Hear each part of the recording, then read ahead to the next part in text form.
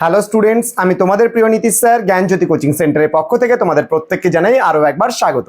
তো স্টুডেন্টস, আজকে আমি তোমাদের সঙ্গে যে বিষয়টি নিয়ে আলোচনা করবো সেটা হচ্ছে সেকেন্ড সেমিস্টার যাদের মাইনরে হিস্ট্রি নিয়েছো তাদের জন্য কিন্তু আজকে তোমাদের লাস্ট পার্ট সাজেশন এবং আজকে আলোচনা করবো 12 নম্বরের অতি গুরুত্বপূর্ণ প্রশ্নগুলো নিয়ে। যারা সেকেন্ড সেমিস্টারে পড়াশোনা করছো উত্তরবঙ্গ বিশ্ববিদ্যালয়ের অধীনস্থ বিভিন্ন কলেজগুলোতে, তাদের জন্য কিন্তু আজকের এই সাজেশনটি। তোমাদের পার্ট 1 সাজেশন যেখানে আমি 3 নম্বরের প্রশ্নগুলো নিয়ে আলোচনা করেছিলাম, পার্ট 2 সাজেশন যেখানে আমি আলোচনা করেছিলাম 6 নম্বরের গুরুত্বপূর্ণ প্রশ্নগুলো নিয়ে, এবং আজকে পার্ট 3 যেখানে আমি তোমাদের সঙ্গে আলোচনা করব শুধুমাত্র 12 নম্বরের প্রশ্নগুলোকে নিয়ে মাইনর হিস্ট্রি। তো স্টুডেন্টস, ক্লাসটি শুরু করার পূর্বে তোমাদেরকে বলবো যারা এখনো পর্যন্ত আমাদের অফিসিয়াল ইউটিউব চ্যানেলটিকে সাবস্ক্রাইব করোনি তারা অবশ্যই চ্যানেলটিকে সাবস্ক্রাইব করো, পাশে থাকা বেল আইকন অল প্রেস করে দাও যাতে নেক্সট টাইম থেকে কোনো ভিডিও আপলোড করে তার নোটিফিকেশন সবার আগে তুমি পেতে পারো।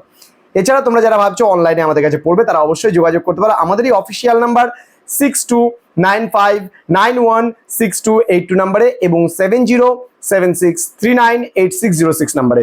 তোমাদের টোটাল কোর্স ফি রয়েছে শুধুমাত্র 999 রুপিস। এর বিনিময়ে তোমরা মেজর পাচ্ছ, মাইনর পাচ্ছ, এমডিসি পাচ্ছ, ভিএসসি পাচ্ছ, এইসি পাচ্ছ, এসিসি পাচ্ছ, পুরো প্যাকেজটা পাচ্ছ শুধুমাত্র 999 রুপিসে। তো দেরি কিসের, আজই যোগাযোগ করো আমাদের সঙ্গে আমাদের এই অফিসিয়াল নাম্বারের ডেসক্রিপশন বক্স থেকে নিয়ে। চলো শুরু করছি আজকের ক্লাসটি।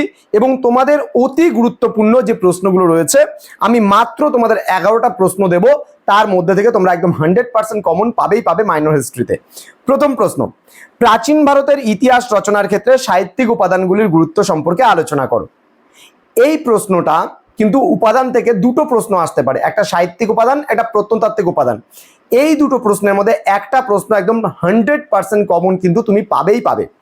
দ্বিতীয় প্রশ্ন, প্রাচীন ভারতের ইতিহাস রচনার ক্ষেত্রে প্রত্নতাত্ত্বিক উপাদানগুলির গুরুত্ব আলোচনা করো। প্রাচীন ভারতের ইতিহাস রচনার ক্ষেত্রে প্রত্নতাত্ত্বিক উপাদানগুলির গুরুত্ব সম্পর্কে আলোচনা করো। গেল। পরবর্তী প্রশ্ন, 3 নম্বর প্রশ্ন লিখে নাও, নব্য প্রস্তর যুগের বৈশিষ্ট্যগুলি সম্পর্কে বিস্তারিত আলোচনা করো। আবারও বলছি, নব্য প্রস্তর যুগের বৈশিষ্ট্যগুলি সম্পর্কে বিস্তারিত আলোচনা করো। নেক্সট প্রশ্ন নম্বর 4, হরপ্পা সভ্যতার ধর্মীয় জীবন এবং রীতিনীতি সম্পর্কে আলোচনা করো। হরপ্পা সভ্যতার ধর্মীয় জীবন এবং রীতিনীতি সম্পর্কে আলোচনা করো। নেক্সট 5 নম্বর প্রশ্ন, হরপ্পা সভ্যতার পতনের কারণগুলি সম্পর্কে বিস্তারিত আলোচনা করো। আবারও বলছি, হরপ্পা সভ্যতার পতনের কারণগুলি সম্পর্কে বিস্তারিত আলোচনা করো। পরবর্তী প্রশ্ন, প্রশ্ন নম্বর 6, আর্যদের আদি বাসস্থান কোথায় ছিল বা আর্যদের আদি বাসভূমি কোথায়, এই নিয়ে বিস্তারিত আলোচনা করো। আর্যদের আদি বাসস্থান কোথায়, এই নিয়ে বিস্তারিত আলোচনা করো। নেক্সট প্রশ্ন, ঋগ বৈদিক যুগে আর্যদের সামাজিক অবস্থা কেমন ছিল এবং পরবর্তী বৈদিক যুগে এর কি পরিবর্তন হয়েছিল সেই সম্পর্কে বিস্তারিত আলোচনা করো।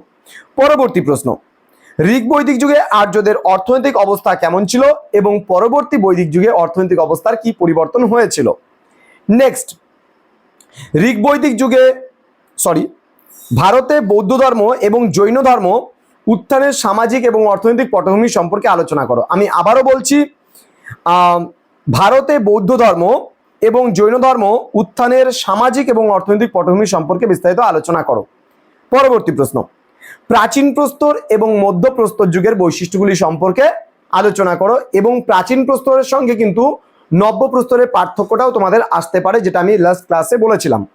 এবং সর্বশেষ প্রশ্ন, বিজেতা ও শাসক হিসাবে গৌতমীপুত্র সাতকর্ণীর কৃতিত্ব পর্যালোচনা করো। এই কয়েকটা প্রশ্ন তোমরা যদি পড়ো আশা করছি তোমাদের আর কোনো অসুবিধা হবে না।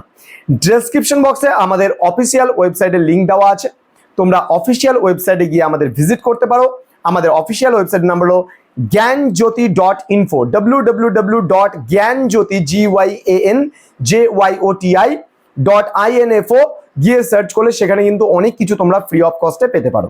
তো স্টুডেন্টস, তোমাদের সঙ্গে দেখা হবে খুব তাড়াতাড়ি নতুন একটা কোনো ক্লাস নিয়ে, নতুন কোনো সাজেশনস নিয়ে। তোমরা অবশ্যই চ্যানেলটিকে সাবস্ক্রাইব করে আমাদের পাশে থাকো, আমাদের সঙ্গে থাকো এবং দেখতে থাকো আমাদের ক্লাসগুলো।